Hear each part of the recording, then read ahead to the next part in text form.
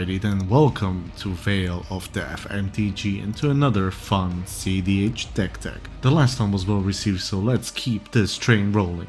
Before we start, I wanted to actually take a little moment to dedicate this video to my local community of Magic players.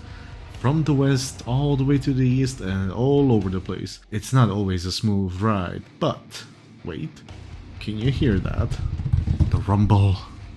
Yes, just like life. They can find a way. Okay, let's look upon the commander leading this fun deck, namely Pantlaza Sunfavored. That is a 2 and a Naya legendary dinosaur 4/4 with. Whenever Pantlaza Sunfavored or another dinosaur enters the battlefield under your control, you may discover X, where X is the creature's toughness. Do this only once each turn. That once each turn does not bother us, but I will get back to that. Now to explain Discover. Exile cards from the top of your library until you exile a non-land card with a mana value of X or less. Cast it without paying its mana cost or put it into your hand. Put the rest on the bottom in random order. So here's the first similarities one might notice is to our big first sliver, aka Food Chain Sliver, and its Cascade. Yes, we got less colors, and Cascade is a cast trigger unlike Discover being an enter the battlefield trigger, and so on and so forth. But as a close comparison, it serves the point. Now, to the ones each turn and where we ignore that, like the Sliver, Pantlaza is a great food chain commander, and with red we can do the food chain with our dear friend Squee, who don't care. Graveyard, exile, Squee always comes back. And once you do your infinite food chain creature mana, you can, like the first Sliver, use Pantlaza to cast pretty much all your deck without the lands.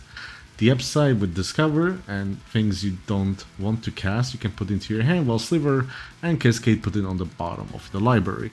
The once each turn is ignored, since after we resolve Pantlaza's enter the battlefield, we exile it to food chain back into the command zone and do it again, since that Pantlaza and its Discover instance is a new instance from a new Pantlaza. The game don't remember, but we do remember. Yes, just like our friend the first Sliver, and yes, I keep bringing the first Sliver up because in the last few episodes you saw me play both. Unlike the first Sliver, food chain is not our only way to go with infinite mana.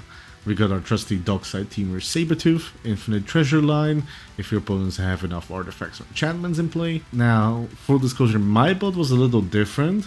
For one, I did not play Emil, which also works great in this deck. Why, you might ask? I still didn't get my borderless one. Well, I didn't order one yet. It's on my want list. But also, I did not want to always rely on my opponents having stuff in place, so I put the Bomberman enabler here with Oriok, Selvager, and Lionside Diamond. Careful with this one, however, it requires a little bit more extra setup. We also have another enabler for Dockside in this deck, and that enabler also helps with that aforementioned Bomberman line, Meticulous Excavation. But yes, you can always flip-flop and switch things around. In fact, I encourage that. Okay, now that we have our infinite mana one way or another, how do we actually win? Well, I put multiple ways, some of them more personal for being fun, like Altar of the Brood or Impact Tremors, because you know you always recast creatures, either Pantlaza or Squee in this case. With infinite artifact mana like treasures, you can also do the fun thing and win with Food Fight by turning your artifacts into deadly artillery. And as a bonus, the old reliable is, I would say, dual caster with either Twin Flame or Heat Shimmer. For this one especially, Pantlaza can help you dig for either Twin Flame or Shimmer, while you can have the dual caster in hand and wait for the right moment to strike, because if you have food chain you already have infinite creature mana and dual caster is a creature, so yeah. Remember, the deck is a toolbox, build around it, maybe even like I did, maybe something else, there's always a way. On the topic, since Discover is different by Cascade, you discover for X or less, not always lower like Cascade. All my other cards in the deck are of mana value 4 or less, hence the name, I can only count to 4. It's also one of my favorite covers, so I do recommend checking it out. And now that the bodies have hit the floor, let's look upon the rest of the deck.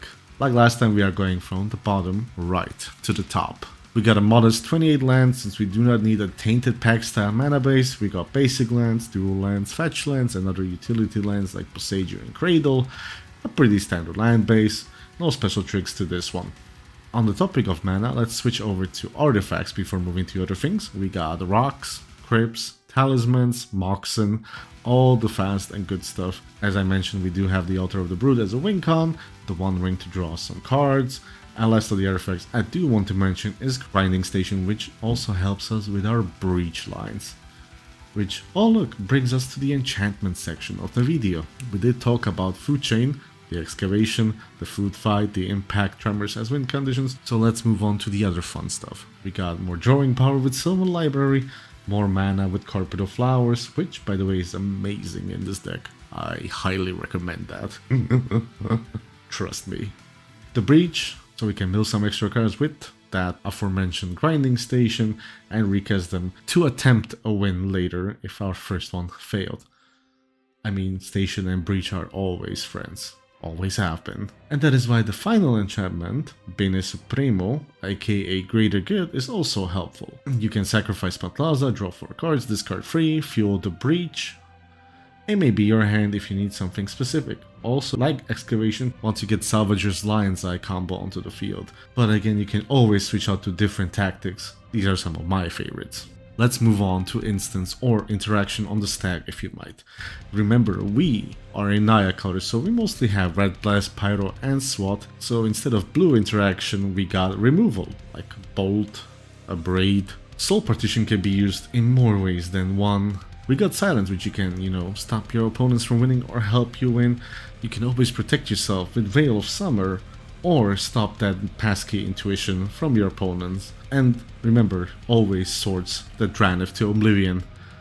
We also got a few tutors, one for Food Chain and stuff. And we got a couple of creature ones, Noxious Revival for Graveyard Shenanigans. But again, remember, you can use a lot of these things offensively and defensively. And some spells to help us dig, or fail us when we need them the most. Crop rotation for mostly Crater and other utility if you need it, but it's a nice pairing, so I keep that together. And Ephemerate to blink Pantlaza or Dockside. Again, many spells can be used differently, you just have to take the chance, or maybe an extra turn. We are a little light on sorcerers, but most of them are Dockside tutors like Eldritch or Finale of Devastation, the dual caster combos I did mention, Anger of the Gods for board wipe. Wheel of Fortune is the last ditch effort to maybe get back into the game. Sometimes we might be able to gamble, but the fun times never stop. And Savines is just great to get back Breach or Food Chain or anything else from your graveyard you might need. With that, we reached the creature portion of the video, and I did mention many of them, so let's get to those I did not. We got mana dorks like Birds, Pilgrim, Elves, Abolisher, Cutzel and or Ranger to help us with a protected win. Recruiter is also great because it can tutor for almost any creature in your deck. We got Esper Sentinel to draw some cards. Ragavan is always fun. Ogma can draw you some more cards, give you some more life. Tinderwall is an awesome ramp spell, or maybe a way to stall out for certain moments. We obviously got both Spirit Guides. And finally something I wanted to test, but again, is a flexible slot, and that was Charming Scoundrel. I do not think I even ever cast that card. If I did, correct me please. And I do think that card has potential, but where is not my question to answer. And with that, let's look at some examples of hands for this deck, ignoring the pile composition and play space and so on and so on. And as with the deck, we are gonna use Moxfield for this, hashtag not sponsored, yet wink wink. Example 1 is almost a dream hand. You got early Pantlaza, ramp, protection maybe from one spell, and a tutor for Food Chain, and for Squee. Did you win the lottery? Maybe. Example 2 is Pray and Play. Not something I would keep, you got basically nothing except for our hopes and dreams. Example 3 as our final example is also kind of a trap, not much to do except to pray. So remember, use mulligans to your advantage to dig a little deeper and deeper and deeper. And that brings us to the end of this fun deck tech for Pantlaza in cEDH. Have you tried playing, or are you building it? Did you enjoy watching me play it? Did life really find a way? Questions like these and more you can always leave down in the comment section below. And with that, I hope you have enjoyed this, and I will see you all behind